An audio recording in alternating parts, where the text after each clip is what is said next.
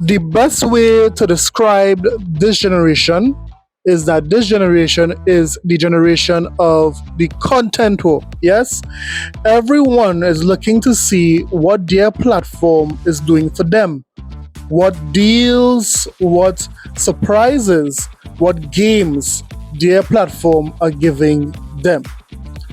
And it's safe to say that when it comes to the content war, we are seeing a vast difference between Sony and Microsoft. Now, we could arguably say that this year Sony did not deliver much to their consumers when it comes to first party content. They relied heavily on third party, unlike Microsoft, who would have been dropping banger after banger, not only first party wise, but also they would have done a very good job of bringing great games to Game Pass. Yes, when it comes to content, we could objectively say that Microsoft is doing a better job. Now, Sony has done a lot when it comes to hardware. They give you guys the PlayStation VR 2. They gave you guys the PlayStation Portal. They gave you guys a number of different consoles, a number of different headsets, all sorts of hardware. I mean, a lot of fans are saying they could have put all that energy into software instead of doing the most in hardware, just like this guy.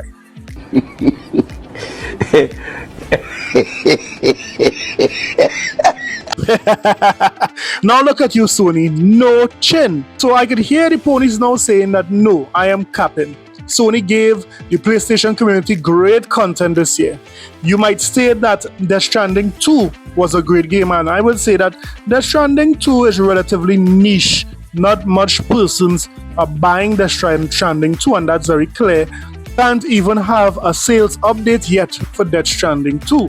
That's a clear indication that it didn't do too well when it comes to the mass PlayStation player. I mean, you might say that Sony still has Game of the Year, Ghost of Yoti. Well, a lot of fans are still angry with the Ghost of Yoti. I mean, and then you might say, so what about Lost Soul Aside? Who? Yeah, Lost Soul Aside. You know that game that came from the China project and that took close to a decade, more than 9 years to develop? Yeah, that game was recently, released. And let's just say that things aren't going according to these ponies' plan, because they have a lot to say about Lost Soul Aside. Lost Soul Aside is a extreme disappointment. Now, I take no joy in making negative videos on games, especially these days. It's so easy to do. And as a creator who has a large Chinese audience, I'm biased towards Chinese studio created games. In particular, Lost Soul Aside, because it was the first game out of the PlayStation's China Hero project. It's been in development for almost 10 years. Damn! I'm sorry.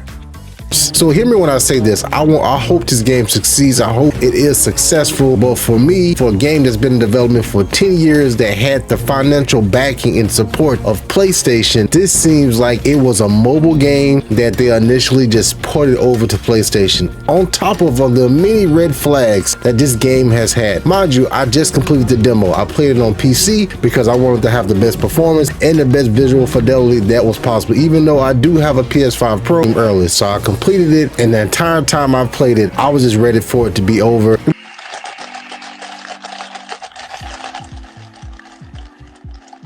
And of course, I played it in the Chinese dub with the voice actors, and the Chinese dub is just phoned in. It feels floaty. It feels like unresponsive. It doesn't feel like impactful. I think it was in Biomutant where Skill Up described it as punching a pillow. This very much has that vibe. Naturally, developer Ulti0 strongly recommends downloading and installing this patch before playing. Okay. Now, here's the thing. This article, it's like a day or two old. Okay. Right? There's a tweet that Kev has pulled up here from the Lost Soul Aside Twitter account detailing the day one patch. The reason why I bring this up now is because Lost Soul Aside is out tomorrow. So what I did, I got up out of my bed. Whoa. I downloaded Lost Soul Aside, I streamed for an hour this morning. I streamed my gameplay of Lost Soul Aside for an hour before work this morning. Let's bring up his Twitch stream right away. And so see I can this. talk about it a little bit. Because I've been so interested in this video game for years, Mike. Yes, you and Andy have identified it. I mean, every time whenever we sit down and see this, you or Andy pipe up and talk about like what could be and what might happen. Yes. And so where did it land? It's not, Lost Soul Aside, it's not a bad video game. Okay. Also not a good video game. Okay. That's...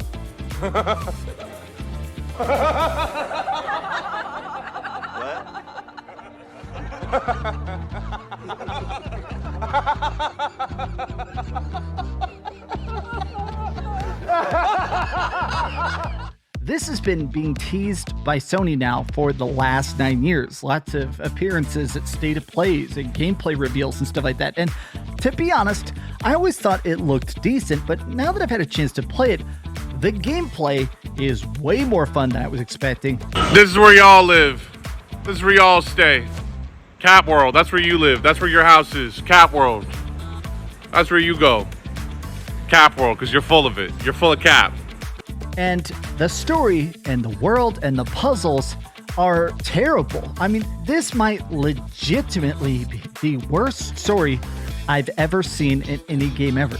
I would say a solid 60% of the dialogue in this game is gibberish. Like,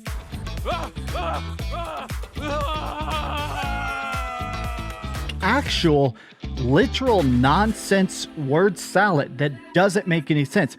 I'm not sure what this game is about. I'm going to try and explain the story and talk about this, but it feels like somebody put the script into a paper shredder and then in the freaking sound booth tried to put it back together, because literally almost everything that any character says to each other doesn't connect.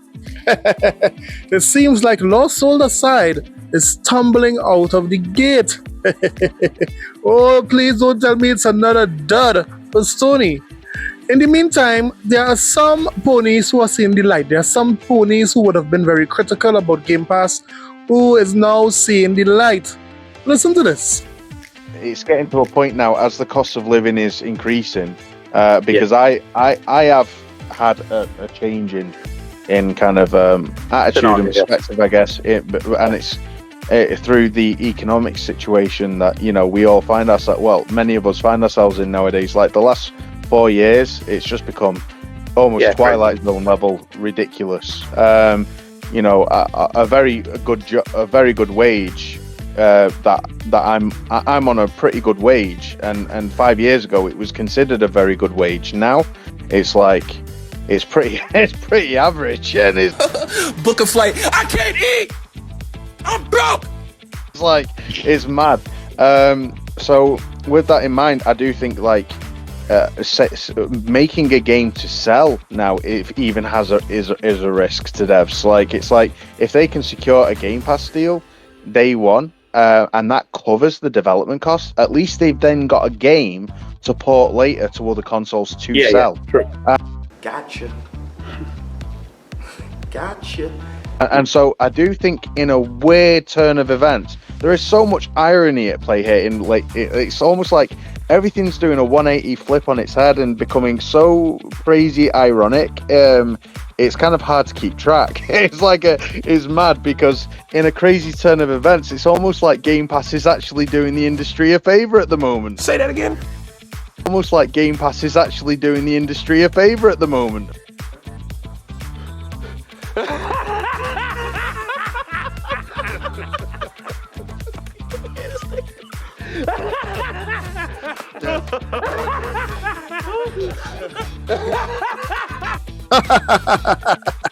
Yeah, we told you guys this years ago that Game Pass is the best thing in gaming. It's better for devs and it's better for the consumer.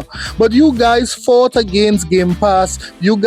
But we know it was because you guys were jealous that PlayStation Plus could never be as good as Game Pass. But you guys are now exposed. You guys are now deciding to say that Game Pass is good for the industry because right now things are sky high.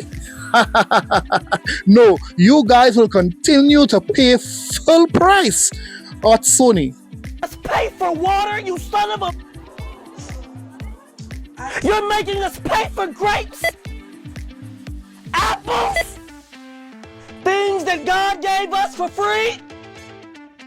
Ha! Ha! Da, da, da, bullshit. You will burn in hell when I'm through with you. You will not be allowed in my Father's house at all. So don't change your mind now. Pay full price over there at Sony. At the same time, we know that a lot of the talking points would have been that Microsoft players don't buy games. Xbox players, we don't support any kind of game, yeah? We don't buy games. Well, could you guys explain this? Xbox is the stem to the arm that Helldivers 2 needed, as it just hit its highest player count since launch. Helldivers 2's launch on Xbox has had a massive impact on the game's player count, which is the highest it's been since launch. When Helldivers 2 launched on PlayStation and Steam last year, it quickly emerged as one of the biggest surprises of the year, which was reflected in its massive player base and dedicated community. The months after launch were a bit of a different story. However, with many strange changes and nerfs hitting Helldivers 2's Steam reviews like an orbital strike. Since then, Helldivers 2 has recovered a fair bit and is in a much better place than it was this time last year. It's in such a good place, in fact, that it's just made a historic jump over to Xbox and brought a brand new Halo-themed warbond with it. That was clearly a very good decision on PlayStation's part, as Helldivers 2 is back to being the roaring success it was at launch. Helldivers 2's player count hasn't been this big since it first launched, and we can all thank Xbox. As pointed out by Pure Xbox, Redditor Silent Nova 300 took to the Xbox subreddit shortly after Helldivers 2 went live on Xbox to reveal that the game's player count has seen a dramatic boost from the port. The post shows that there were 389, 092 Helldivers active at one time as the game launched on Xbox, which shows how many new players have jumped into the Galactic War. Silent Nova 300 pointed out that the biggest player counts for Helldivers 2 in the past year have totaled around 200, 000 players, which the Xbox launch and Halo Warbond have managed to nearly double. With those numbers in mind, it seems that this is the highest player count that Helldivers 2 has had since it originally launched and saw a peak of 458, 709 players on Steam. Speaking of Steam, the Xbox launch isn't just packed with newcomers, as SteamDB reveals that Helldivers 2 had a peak player count of 167, 795 players on Steam alone. With that in mind, it's not a surprise that the overall count was close to 400, 00 across all platforms, as it seems that a lot of players are returning for such a big event. Note, over the past few months, Helldivers 2's player count has peaked at around 50, 000 players on Steam. This is the highest concurrent it's had since the Heart of Democracy update at the start of the year. While Helldivers 2's player count has always been healthy, even throughout all the drama, it's nice to see it get such a big shot in the arm thanks to all the new Xbox players. PlayStation has been a little shy about sharing its first-party games, but it's surely going to have a change of heart after seeing what a big boost it is. Yes, PlayStation is going to have a change of heart because they are seeing how much money they can make by putting their games onto Xbox. The whole slate! Say it with me. The whole slate. So now these ponies look stupid because we would have just heard that, guess what? Xbox players would have almost doubled the player count of Helldivers 2. Yes, the same group that don't buy games, and this game was about $40. Come on, man. It's very clear to see that not only that we support games in numbers. But let me hear what you guys thought about everything that was said today in today's video. What you guys thinking about these ponies now changing their mind and saying Game Pass is good? What are you guys thinking here about Helldivers 2 player count? Let me know in the comment sections below. Don't forget to like and subscribe for more videos. I'll see you guys in the next one. Later.